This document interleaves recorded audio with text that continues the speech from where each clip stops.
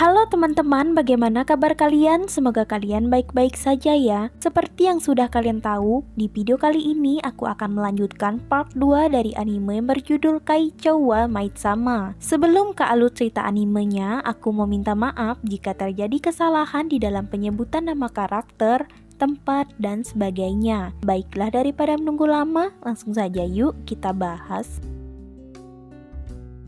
Di sini kita diperlihatkan dengan kedatangan adik dari manajer kafe di Maid Cafe. Tampilannya sangat cantik dan dia juga sangat terkenal di kalangan para pria. Dia adalah Aoi dari Net Idol. Semua pria yang ada di Maid Cafe sangat mengaguminya. Kedatangan dia ke Maid Cafe juga bukan tanpa alasan, yaitu dia ingin bekerja di Maid Cafe karena dia sedang diskors oleh pihak sekolah. Di sini Aoi sudah mengenakan pakaian Maid Cafe. Dia akan memulai kerjanya, dan di sini juga Misaki akan berlaku tegas kepada Aoi. Jika ingin bekerja, dia juga tidak boleh menggunakan HP saat bekerja. Tidak berapa lama Usui datang.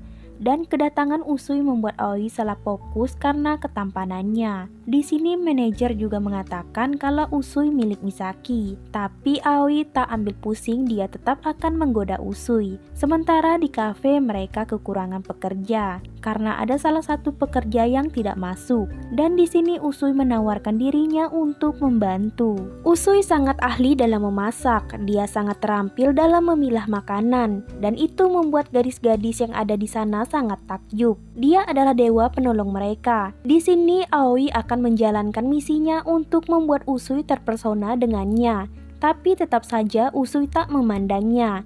Di hari berikutnya, Aoi datang kembali ke Maid Cafe. Ketiga trio koplak ini juga sangat terpesona dengan Aoi. Aoi berpikir mereka saja sangat mudah untuk dia taklukkan, dan dia akan mencoba untuk menaklukkan Usui juga. Tapi tetap saja Usui tak tergoda, dan itu membuat Aoi sangat penasaran. Aoi sangat kesal kenapa Usui malah tertarik dengan gadis tomboy seperti Misaki. Dibandingkan dirinya, dia jauh lebih baik dan cantik. Dia juga sangat kaget dengan pakaian yang dikenakan oleh Misaki. Menurutnya itu terlalu tomboy. Di sini Misaki mengatakan kalau dia membeli pakaian ini karena ini murah. Aoi juga bertanya bagaimana cara Misaki menaklukkan Usui. Di sini Aoi benar-benar sangat kesal. Hari berikutnya Aoi tak pantang menyerah. Dia tetap menggoda Usui. Tapi di sini Usui melakukan sesuatu yang membuat Aoi gugup, dan itu dilihat oleh Misaki. Di sini Misaki menampar Aoi. Menurutnya Aoi tak perlu melakukan hal sejauh itu. Tapi Aoi hanya ingin dia dipandang cantik oleh laki-laki, dan dia tidak ingin para laki-laki menghinanya.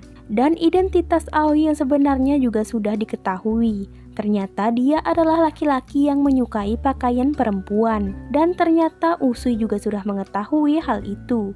Dia bertindak seperti itu agar Aoi sadar akan kodratnya. Keesokan harinya Aoi datang lagi ke Maid Cafe. Di sana dia melihat penampilan Misaki yang membuatnya jengkel. Dia menarik tangan Misaki dan akan membelikannya baju feminim. Tapi Misaki sama sekali tak tergiur, dan dia juga tak memiliki banyak uang untuk membeli pakaian tersebut. Dan di sini Aoi menyerah untuk mengubah Misaki menjadi gadis feminim. Setelah itu mereka pulang, tapi cuaca sedang hujan. Dan di sana mereka melihat pencopet. Misaki mencoba menangkap pencopet itu dengan ketomboyannya, dan itu membuat Aoi sangat terkejut. Di sini Aoi mengatakan kalau Misaki terlalu gegabah. Di sini Aoi juga mengatakan kalau dia tak mau mengakui wanita bertindak berlebihan. Dia juga meminta Misaki untuk memperbaiki sifatnya.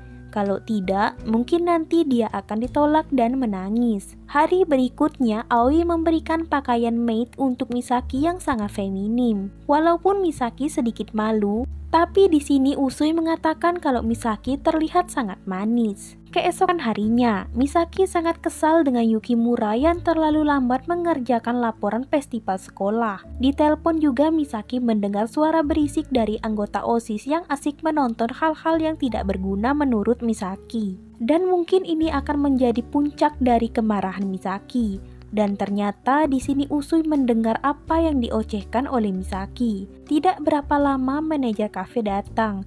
dia memberikan beberapa benda untuk Misaki dan kawan-kawan berjaga-jaga. Karena akhir-akhir ini banyak sekali kasus penyerangan terhadap maid cosplay. Tapi di sini Misaki tak memerlukan benda itu, karena dia bisa jaga diri.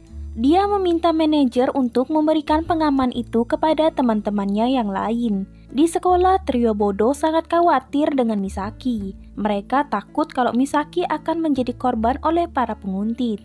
Dan di sini juga Misaki membantai anggotanya yang malas dalam menjalankan tugas. Mereka hanya melakukan hal-hal yang tidak berguna. Dan di sini Misaki juga akan menyelesaikan tugas-tugasnya yang belum diselesaikan Yukimura. Pekerjaannya sebagai ketua banyak sekali, jadi dia harus cepat, tanggap, dan tidak termenye-menye. Saat di tempat kerja, Usui yang khawatir selalu mengawasi Misaki dari kejauhan.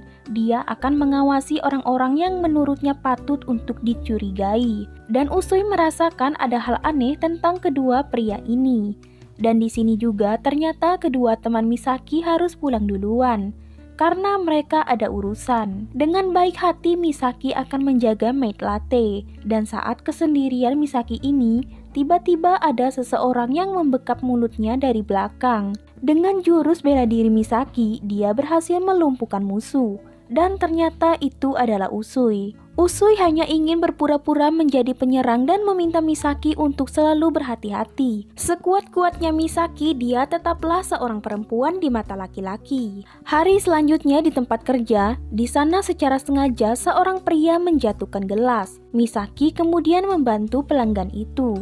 Tapi Misaki tidak tahu apa yang terjadi sebenarnya. Kedua pria ini seolah-olah merencanakan sesuatu. Malam hari pun tiba. Di sini kita diperlihatkan dengan Usui yang sedang berjalan-jalan, sementara Misaki sendirian di maid latte. Manajer pergi keluar karena ada urusan. Dia meminta Misaki untuk menjaga kafe. Tapi tidak berapa lama terdengar suara aneh di dapur. Ternyata itu adalah ulah dua pria yang menjatuhkan gelas tadi siang. Mereka mengikat dan melakban mulut Misaki. Sementara Usui berada di belakang kafe dan dia mendengar suara laki-laki di dalam kafe. Saat dia melihat ke arah dalam, ternyata di sana dia melihat Misaki sedang disekap. Usui ingin membantu Misaki, tetapi di sini Misaki mengeluarkan sisi aslinya.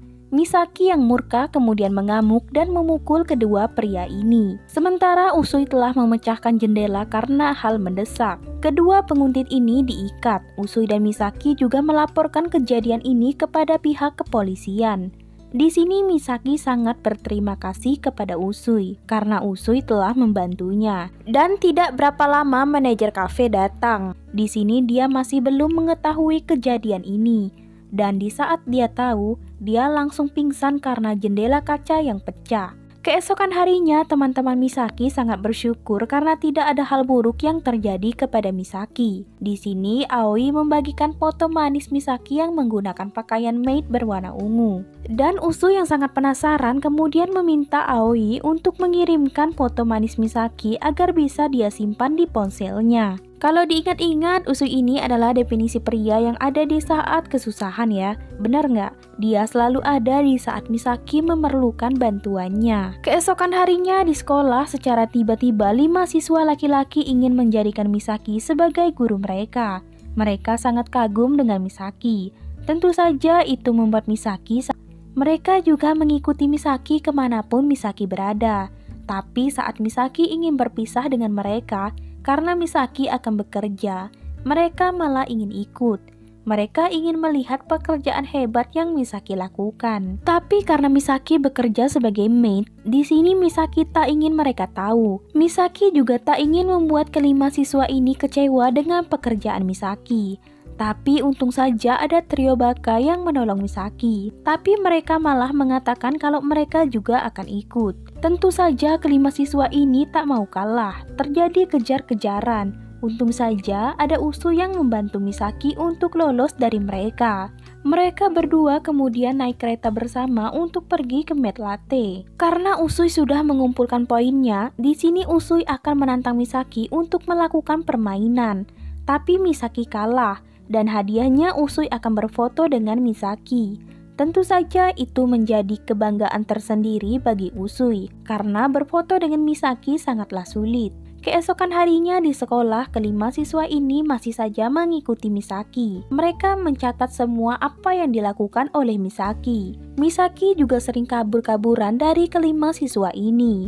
Dan tentu saja, sudah ada Usui yang senantiasa selalu membantu Misaki tanpa ia minta. Ini memang sedikit menyulitkan Misaki, tetapi Misaki tak ingin kelima siswa yang menganggapnya guru ini menjadi kecewa. Dan saat di tempat kerja, 3 trio baka berhasil mengumpulkan poin mereka. Mereka menantang Misaki untuk bermain. Mereka juga yakin kalau mereka bisa menang melawan Misaki, karena semalaman Shiroyan telah berlatih. Tapi Misaki juga tak akan membiarkan ketiga trio baka ini menang. Dan benar saja, di sini Misaki menang. Ketiga trio baka ini kalah. Mereka sangat sedih karena tak bisa berfoto dengan Misaki. Di sekolah, Misaki mengajarkan muridnya bela diri. Mereka mencatat setiap gerakan yang diajarkan oleh Misaki. Mereka juga sangat kagum atas apa yang dilakukan oleh Misaki. Setelah mengajarkan muridnya ini, Misaki bertemu dengan Usui di atas gedung sekolah. Di sini Misaki mengatakan kalau dia berniat memberitahu muridnya ini kalau dia adalah maid, dan dia juga tak sehebat yang mereka pikirkan. Di sini Usui mengatakan kalau dia tidak pernah kecewa dengan apa yang dilakukan oleh Misaki. Contohnya menjadi maid seperti ini. Mereka berdua saling memperebutkan foto ini, dan itu membuat foto itu malah terjatuh ke bawah. Misaki yang takut jika pekerjaannya diketahui oleh muridnya, mencoba untuk turun ke bawah. Tetapi di sini Usui akan membantu Misaki. Tetapi sebelum itu dia mencium bibir Misaki dengan sangat mesra. Setelah itu dia langsung meloncat ke bawah. Misaki yang takut jika terjadi sesuatu kepada Usui langsung pergi ke bawah. Dan ternyata Usui baik-baik saja. Dan dia juga berhasil menemukan foto Misaki yang menggunakan baju maid. Setelah kejadian itu, Usui langsung dirawat di rumah sakit. Nah teman-teman, itu tadi adalah part 2 dari anime berjudul Kaichou wa Maid-sama. Untuk part 3-nya akan menyusul ya. Untuk mengakhiri video ini, tidak bosan-bosannya saya meminta maaf jika terjadi kesalahan di dalam penyebutan nama karakter, tempat, dan sebagainya. Tapi semoga kalian suka dengan alur cerita ini. Sampai jumpa di part 3 selanjutnya. Bye-bye.